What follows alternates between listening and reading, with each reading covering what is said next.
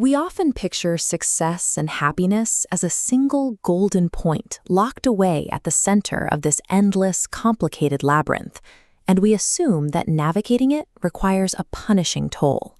We convince ourselves that reaching our goals demands a specific kind of suffering, a daily, rigid grind where any sign of enjoyment is a distraction.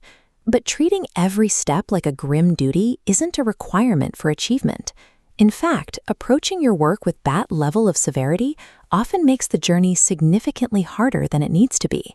Lasting success isn't determined by the sheer size of your goals. It comes down to how you choose to carry that weight. Consider the dynamic in this illustration.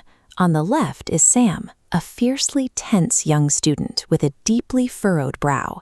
On the right is Master Saito, a monk known for his wisdom and his sharp sense of humor. One day, Sam approached the master with a request. He wanted the exact instructions for achieving a life of total accomplishment and joy. The monk agreed, but on one condition.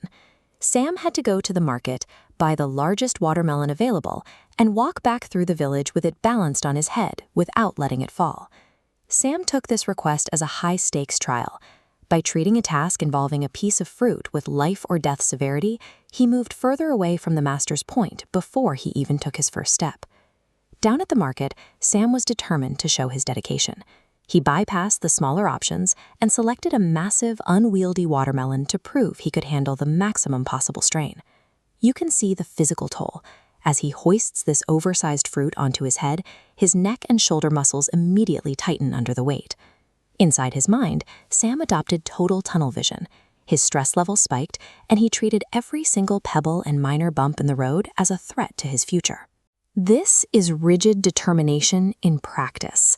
When you focus entirely on the fear of failure, the journey becomes a fragile tightrope walk where any mistake feels like a disaster. In his effort to perfectly execute his path, Sam stopped noticing anything happening in the world around him. While Sam felt like he was in a tragedy, the villagers saw something else, a man having a very public, very strange struggle with a piece of fruit. The villagers burst into laughter. They cheered him on and made funny faces, eventually forming a loud, joyful parade right behind him. To Sam, this was a nuisance.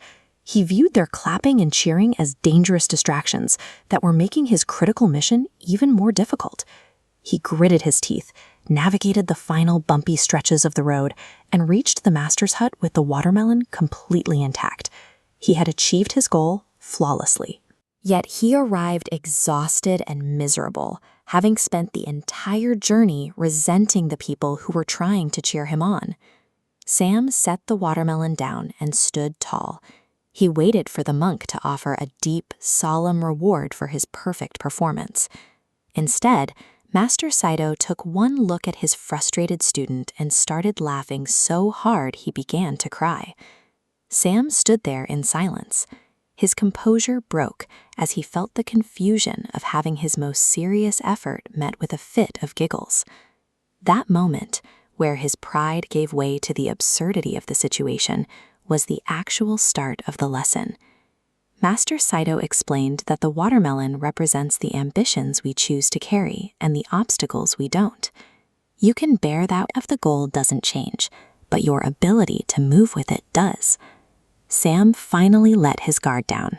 He looked at the fruit, looked at the monk, and started laughing at himself, realizing how much energy he had wasted being miserable. Ambition requires effort, but it doesn't require you to be grim. When your goals feel overwhelming, a sense of humor is often what turns a heavy burden into a journey worth taking.